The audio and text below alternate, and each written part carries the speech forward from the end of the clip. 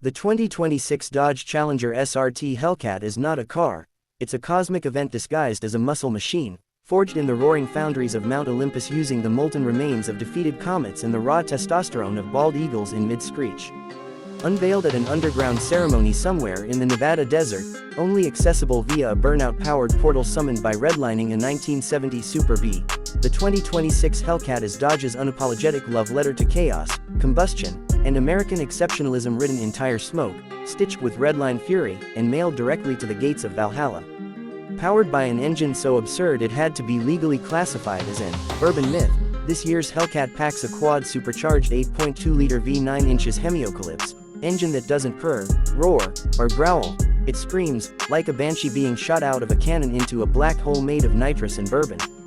The official horsepower is listed as classified by the Pentagon, but insiders say it's somewhere north of 1,500 horsepower, or roughly the same thrust required to launch a small satellite into orbit, which the car allegedly can do, but only on Thursdays. The hood scoop on this beast isn't just functional, it's sentient. It inhales air like it owes it money and converts it into raw aggression, filtered through triple-cooled intercoolers that are chilled by actual frozen tears of Teslas left in its dust. Every gearshift delivers a thunderclap that registers on local seismographs, causing small earthquakes and one confirmed landslide in Idaho. The exhaust note is tuned to the exact frequency that triggers primal fear in coyotes and lawyers alike, while the engine bay glows red at idle, not from lights, but because reality itself is bending under the pressure of 15,000 RPMs worth of fury distilled into each piston stroke. Revving the engine near wildlife has been banned in 23 states due to a spike in alpha predator competition, and it is rumored that one Hellcat startup was so loud it opened a wormhole to 1987, where it high-fived a young Vin Diesel before tearing back through time and lighting a Marlboro with its braked calipers. The 2026 Hellcat comes with a key fob shaped like a brass knuckle wrapped in a leather wallet filled with speeding tickets you haven't earned yet. Pressing the start button doesn't just turn on the engine, it initiates a ritual.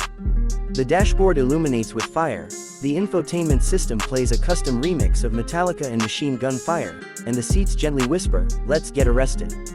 The interior is a blend of luxury, lunacy, and questionable ethics. Carbon fiber everything, Alcantara headliner infused with the scent of burnt rubber and pine tar, and a gauge cluster that includes a SIN level meter and a distance from parole indicator. There's no eco mode, no traction nanny, no please behave setting. There is only street, track, drag, and apocalypse, the last of which is only unlocked after signing a waiver that absolves Dodge, your insurance provider, and your family of any responsibility for what happens next. The 2026 model includes a new tire shredder 9,000 inches package, which guarantees you'll go through an entire set of Pirelli P0s before your Spotify playlist finishes. Kickstart my heart.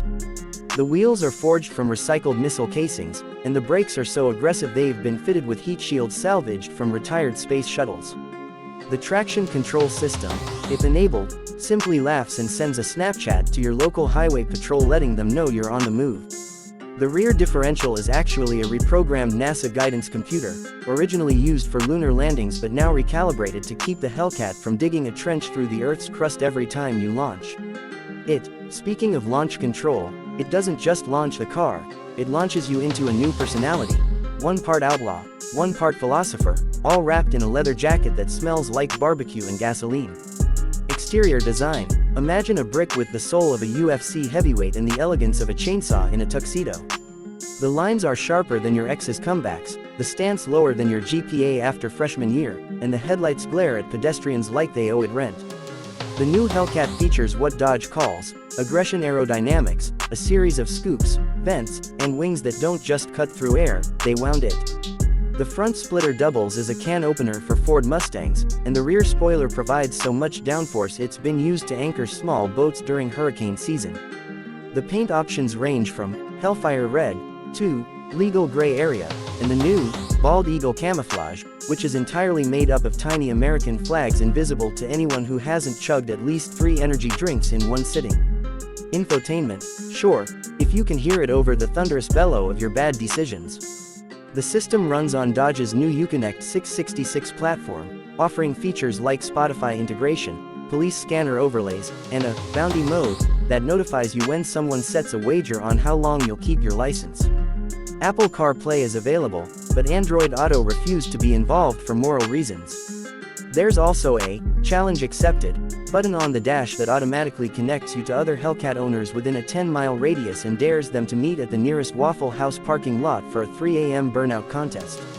The voice assistant only responds to grunts, high fives, and quotes from Fast and Furious movies, and will refuse to give directions if your average speed drops below 90 miles per hour.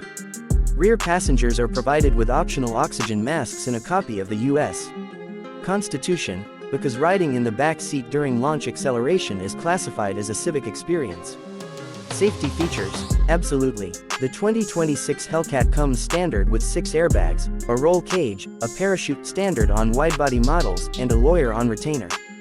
Forward collision alert is replaced with a flamethrower that clears the path ahead. Lane keeping assist is just the middle finger emoji flashing across the screen every time you stray from your God-given right to dominate all lanes.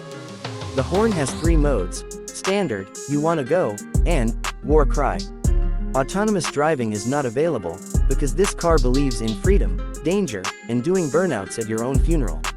Should you engage valet mode, the engine automatically downgrades to a 4-cylinder mode that screams in pain the entire time and records footage to publicly shame any under-revving activity on social media.